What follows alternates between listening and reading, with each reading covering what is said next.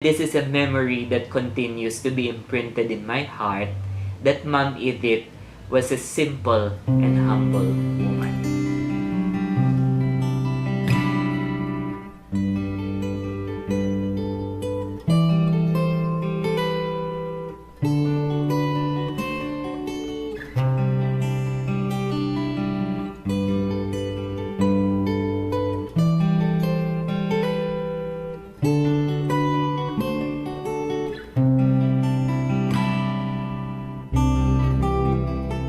Edith Lopez Tiempo is the first Filipino woman ever to receive the distinction as National Artist for Literature. Through the country's first National Writers Workshop, she and her husband, the late Edilberto K. Tiempo, honed writers across the entire country to be aware that literary expression demands form. In turn, her sustained devotion to the Silliman National Writers Workshop, and it was a devotion that she sustained for exactly half a century, an entire lifetime for that matter, built what I call to be the impressive and many-winged house of Philippine literature in English. The most enduring relevance and significance of Edith Tiempo's life and works in the tradition of Philippine letters, I would say, would be her poetry and its intricate articulation of facets of a modern and mindful Filipino sensibility. Her poetry was consistently expressed in careful language and thoughtful as well as sensitively qualified insights about the human condition. I first met Edith Tiempo in 1989, many years ago, when I received a fellowship to the Silliman National Writers Workshop. As you very well know, the Silliman Workshop was and continues to be a very important rite of passage for our writers. What do I call her? Well, she said, "Call me Mom." That's what I heard her saying when I first met her. And I thought to myself that the Tiempo couple both held doctoral degrees in literature.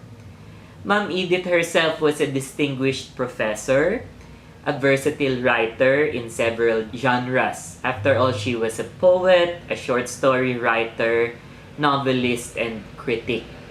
But all the time, she just wanted to be called Mom. I felt that she merely wanted to reach out to young people who were interested in the writing life in a very intimate, affectionate way. Mom Edith was the kind of artist who believed that even when one wasn't literally holding the pen, every moment of life was a moment of writing. She thought that living attentively and being simply given to the demands of one's daily world, of course with all one's mind and heart, that these were integral moments in the creative life. About her catchphrase, I think like her mentor Paul Engel in Iowa, she often reminded all of us, and she had this to say about writing with a smile, with characteristic humor. She would say that you cannot grow hair on a billiard ball, which is to talk about what is hopeful and maybe what is hopeless in the creative life. What was her temper like?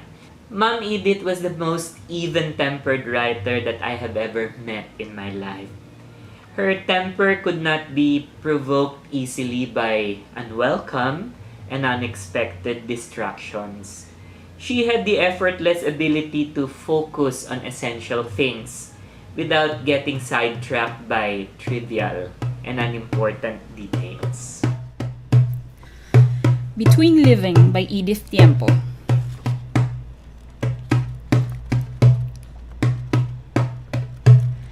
When we love a wanderer, we wait for footsteps that may or may not come. First, the hours, the days, then years, then never. Yet always we do know we're off, we wait. The creaking gate, the scraping on the steps, and at the door, the level gaze. For these we wait to know the roving one is home. We boast of a green thumb and coax the stems to bloom.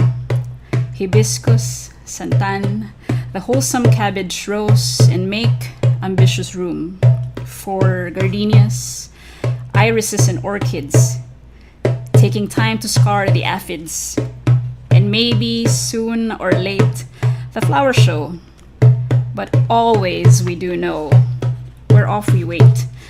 The nectar and the odors and the wind-blown blazing colors.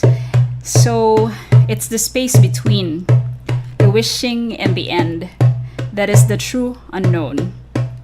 The massive world's timekeeping and our own agile flow, never to blend.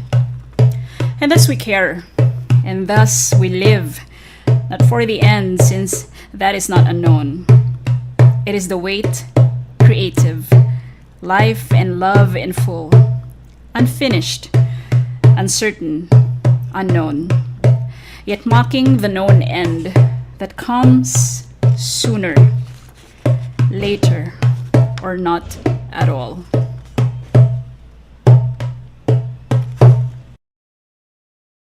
Did she have any perks or quirks in her life? Well, I remember that for many years during her midlife, Mom Edith held on to Zen meditation as a way of gathering her focus or her attention.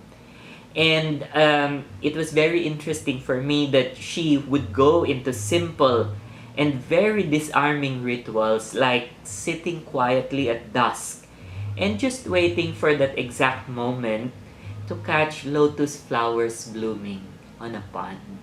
And I thought that here was a very serene, very composed person. What is my most memorable moment with Mom Edith? This was the time when she was named National Artist for Literature. And I took the liberty of hosting a small party for her here in Manila. I was moved because she asked to say the grace before meals. And instead of saying an eloquent prayer, coming of course from a poet, Mom Edith picked out a simple church hymn from her Protestant church and sang it as her heart's praise before everyone.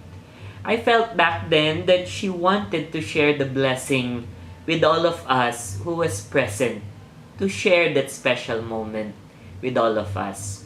And I thought back then, and this is a memory that continues to be imprinted in my heart, that Mom Edith was a simple and humble woman. That's what it means to be a writer. Being teacher, wife, and mother all at once. Being a writer covers the three functions and even more.